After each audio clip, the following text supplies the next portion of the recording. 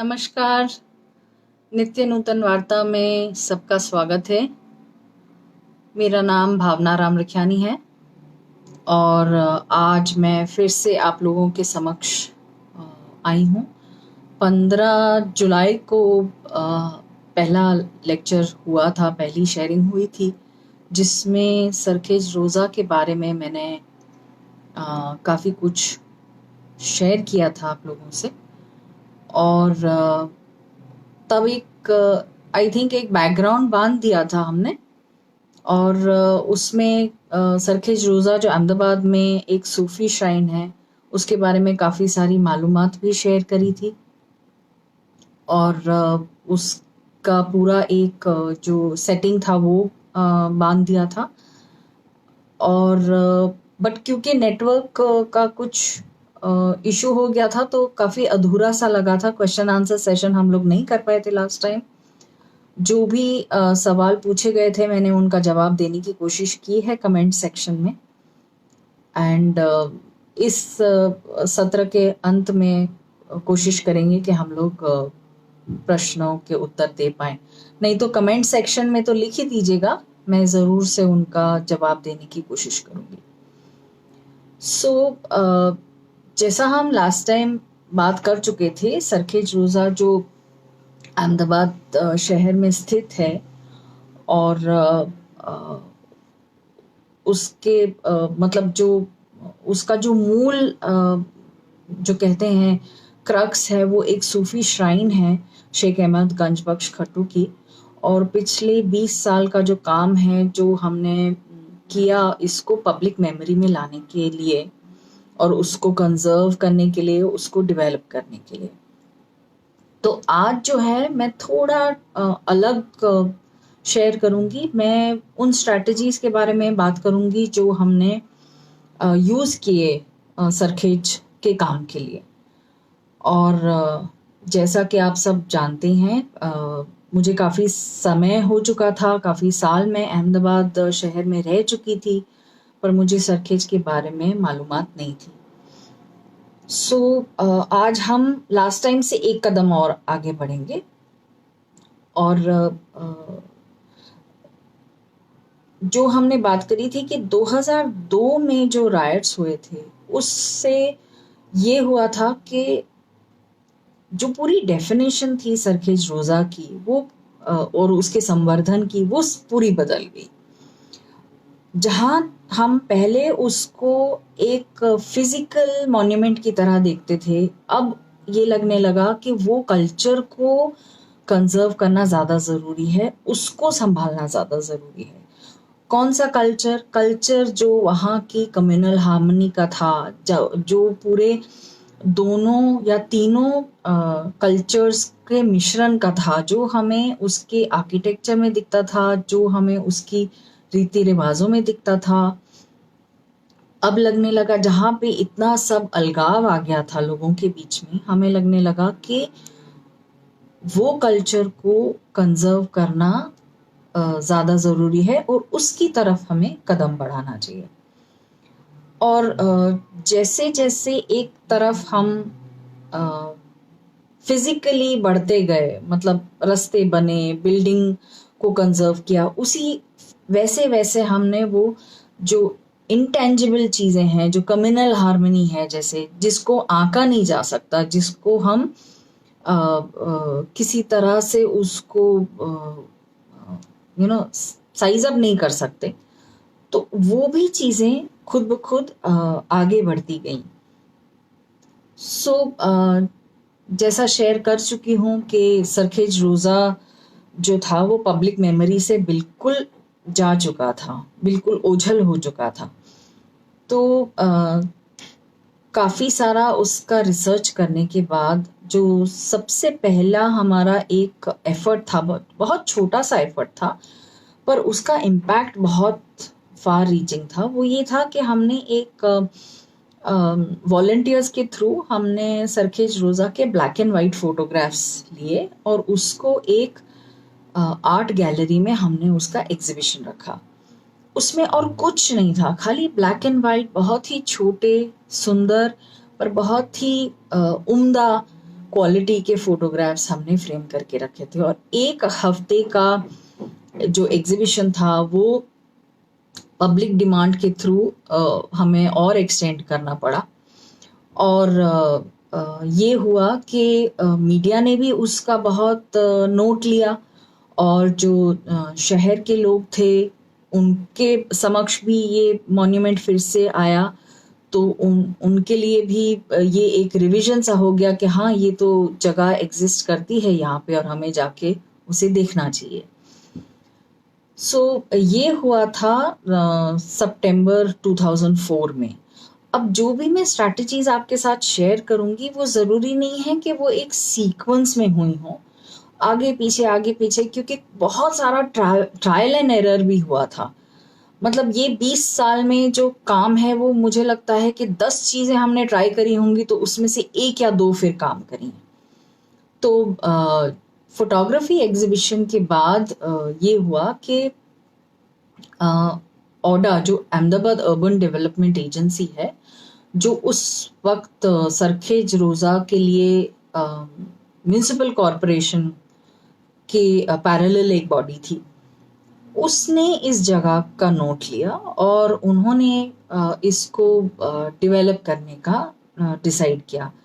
क्योंकि सरखेज रोज़ा का स्केल इतना था, पॉसिबल आज की तारीख में भी नहीं है कि प्राइवेट लोग इसमें फंड्स डाल सकें या उसको मेंटेन कर सकें या उसके लिए चीज़ें बना सकें, बिल्डिंग्स बना सकें या फैसिलिटीज़ बना सकें।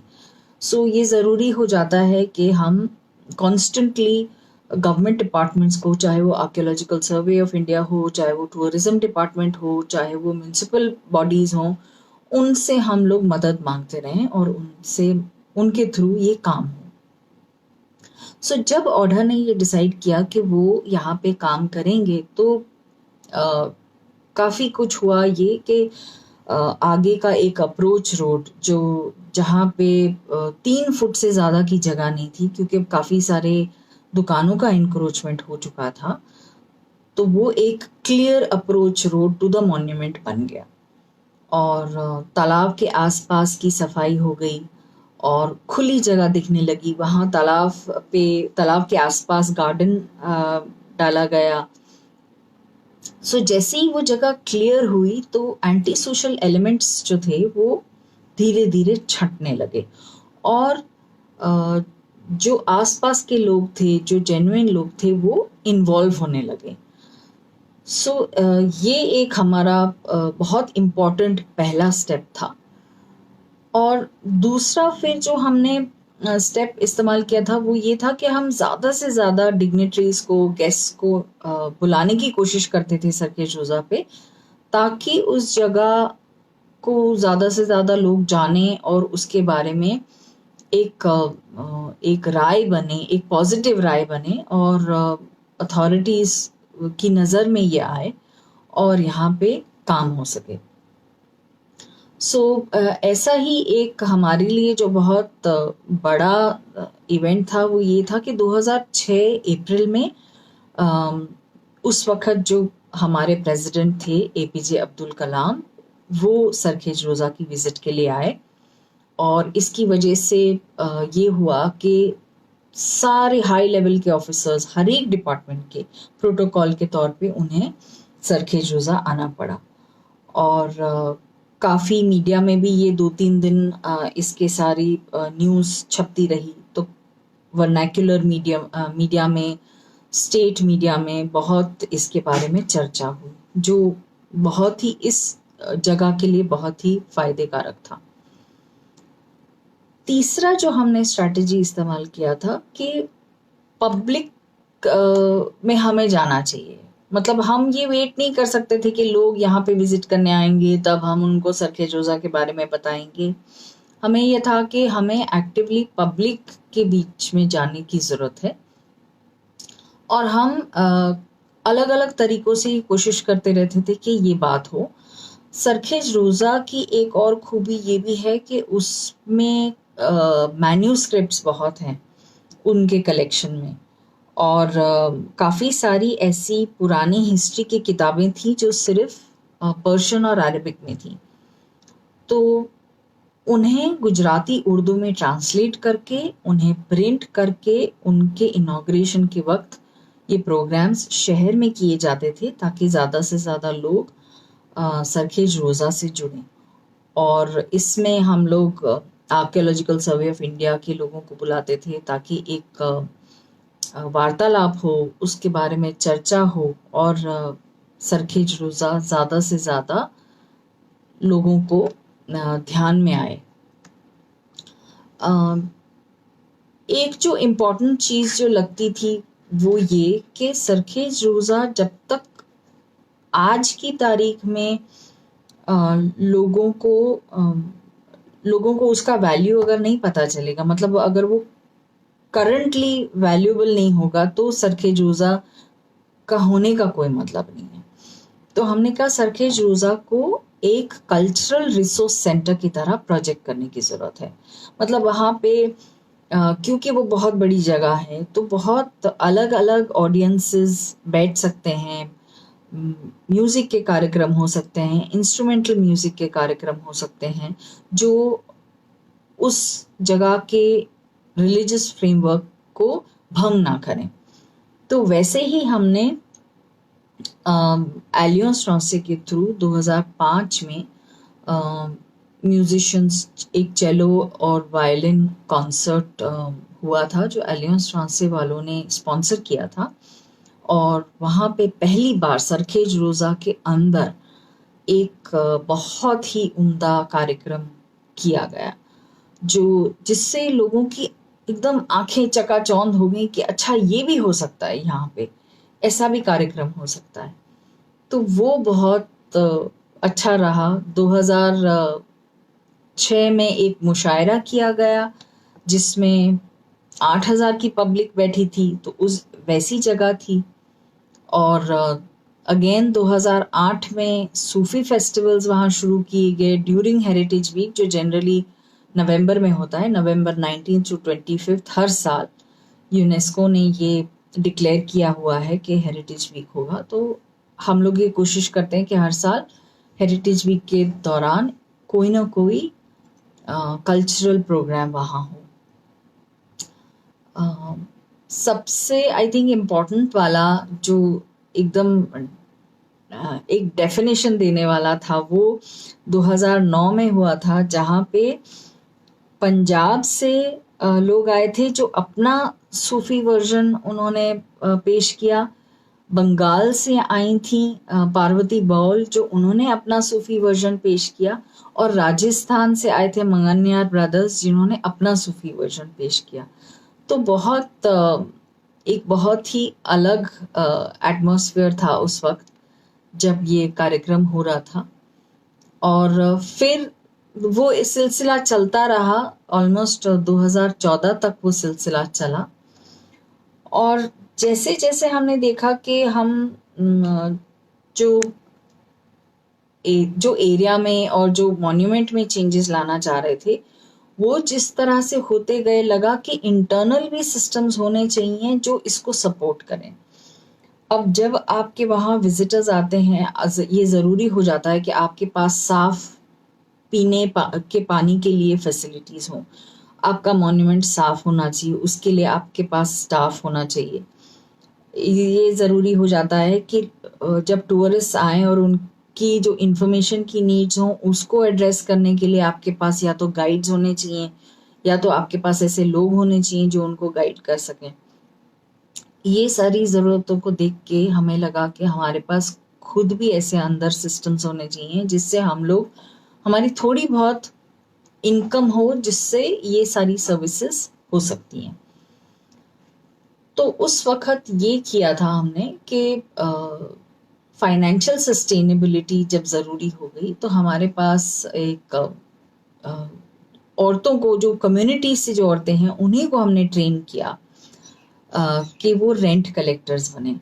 सरखेज रोज़ा के पास अपनी थोड़ी बहुत ज़मीन थी जो रेंट पे दी गई थी, पर रेंट इतना मिनिमल था, मतलब 10 रुपये महीने का या 20 रुपये महीने का, जिससे आप उसकी अगर पर्ची भी फाड़ते हैं वो भी आपको मतलब कवर अप नहीं करती। सो हमने बहनों को तैयार किया जो जाके रेंट कलेक्ट कर सकें।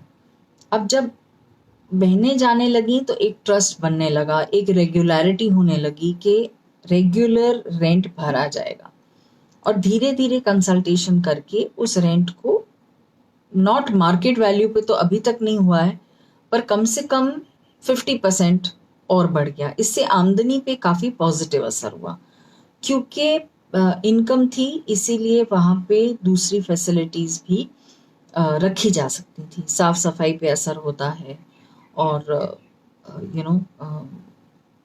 कूलर का पानी होना या ज़्यादा ब्रोशर्स होना, ये सारी चीज़ें बहुत इम्पैक्ट करती हैं जब एक टूरिस्ट आता है, पर्यटक आते हैं एक मॉन्यूमेंट में, और उनकी इंफॉर्मेशन नीड्स को ध्यान में रखा जाता है। जो दूसरी चेंजेस हमने करी, जो कोशिशें करी, वो जैसा मैं शेयर कर चुकी हूँ कि इंफॉर्मेशन मटेरियल को ऐसी लैंग्वेज में छापना जो ज़्यादा से ज़्यादा लोग पढ़ सकें। सो एक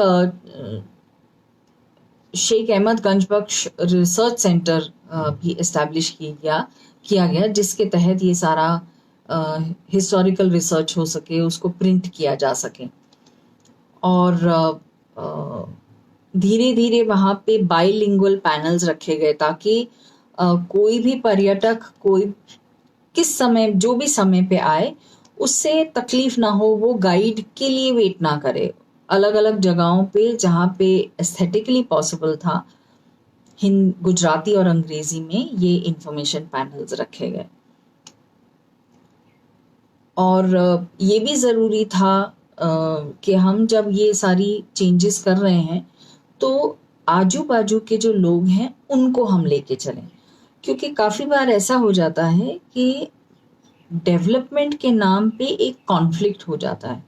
जो लोग आसपास रह रहे होते हैं और जो एक्चुअल फलक्रम पॉइंट होता है, जैसे इस जगह पे तो हम सरखेज रोज़ा है, बट सरखेज रोज़ा के आसपास जो लोग रह रहे हैं उनको ये नहीं लगना चाहिए था कि उनके बगैर ये सारा डेवलपमेंट हो रहा था। सो इसके लिए ये भी ध्यान रखा गया कि सारे डेवलपमेंट में उनका साथ हो। सो चाहे वो एजुकेशन सेंटर वहाँ पे सेटअप करने की बात थी, जहाँ पे बच्चे आके पढ़ सकते थे, या ट्री प्लांटेशन करने की बात थी, जहाँ पे कम्युनिटी के द्वारा ही ये सारा काम हो सकता था।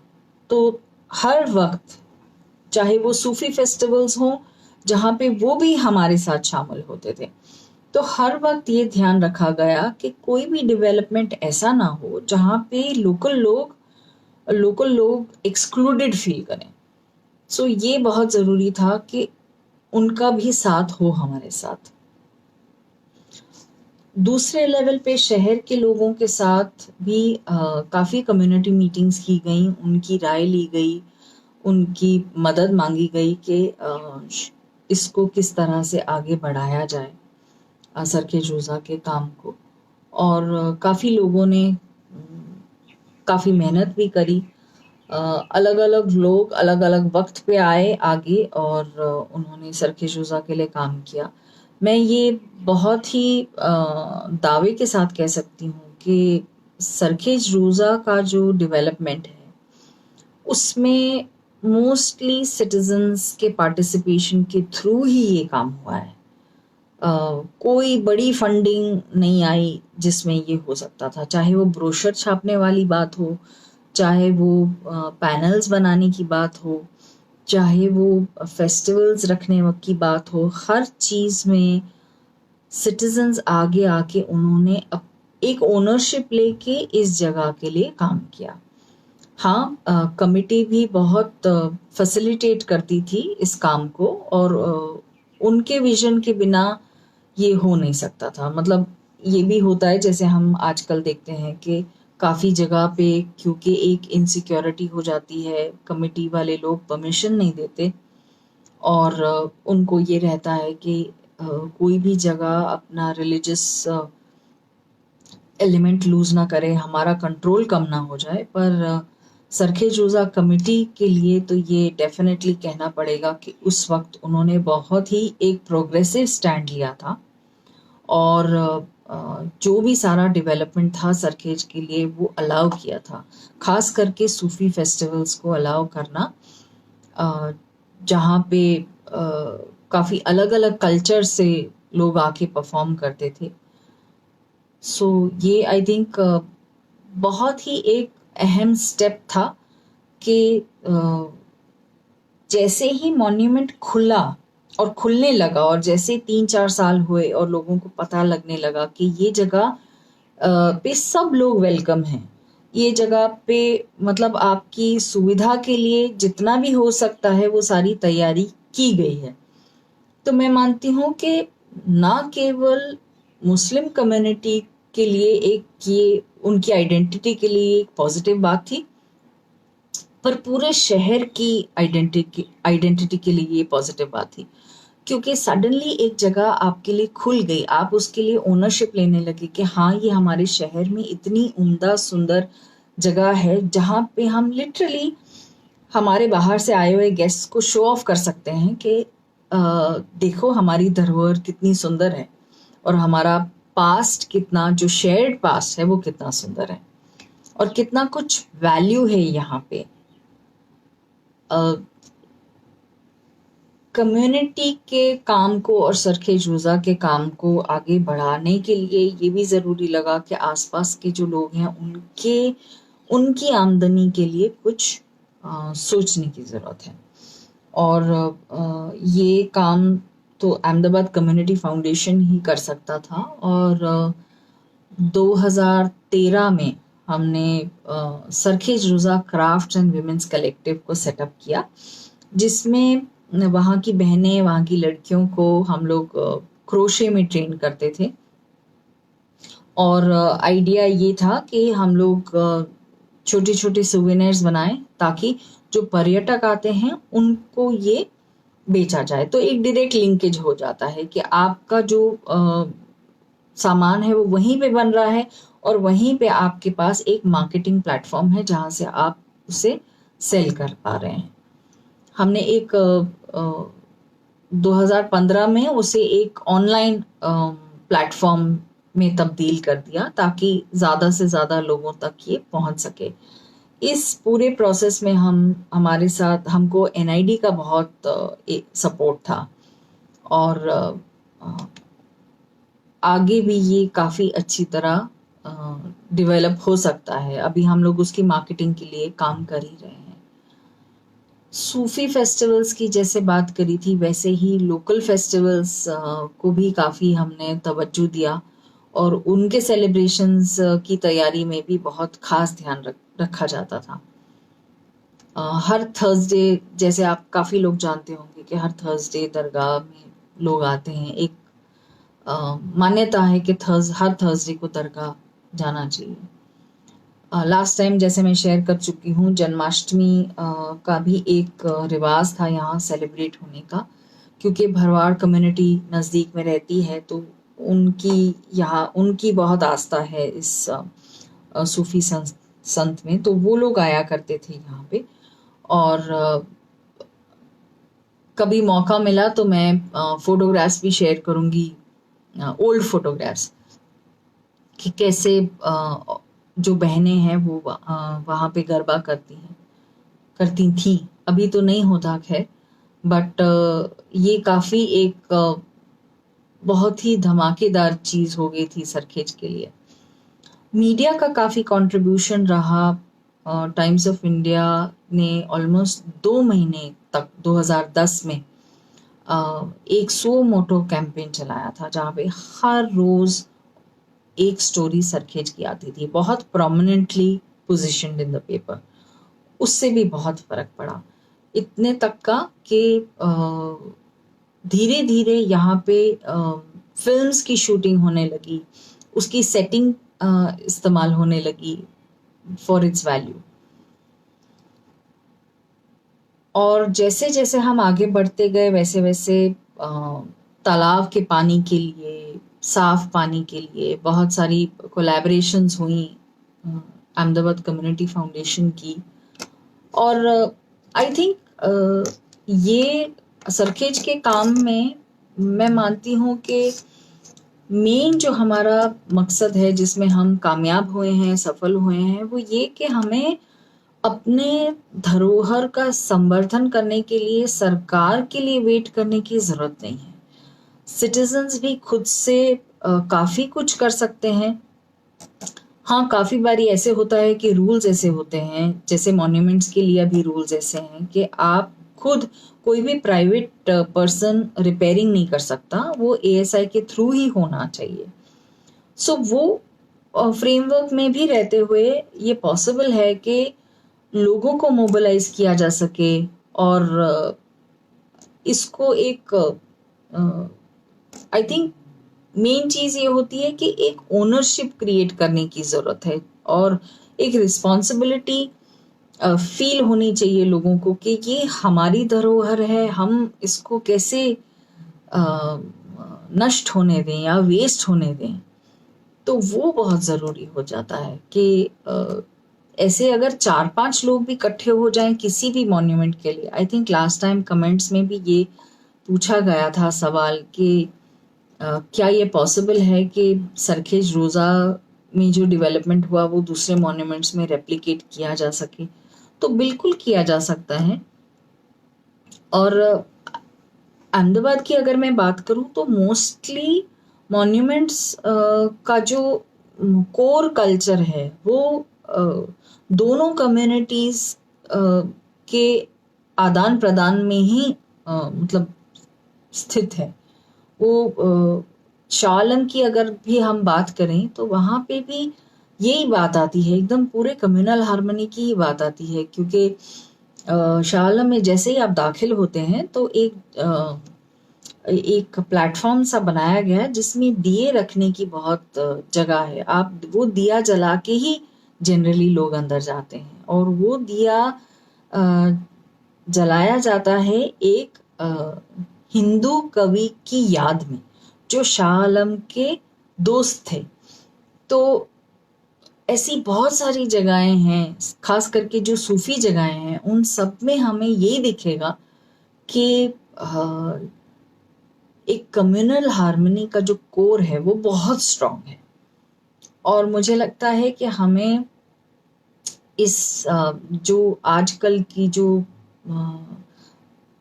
बातें की जाती हैं, जिस तरह का हेट का माहौल स्प्रेड किया जाता है, उससे नज़रअंदाज करते हुए जो एक्चुअल सच्चाई है उसी पे फोकस करना चाहिए। क्योंकि हमारे इर्द गिर्द जो ये सारी हेरिटेज है वो खुद अपने आप में ही एक दोनों कल्चर्स का मिश्रण है और उसको हम ओवरलुक नहीं कर सकते। सो आई थिंक आज की बात मैं यहीं पे ख़त्म करूँगी और अगर सवाल हो तो ज़रा पूछें।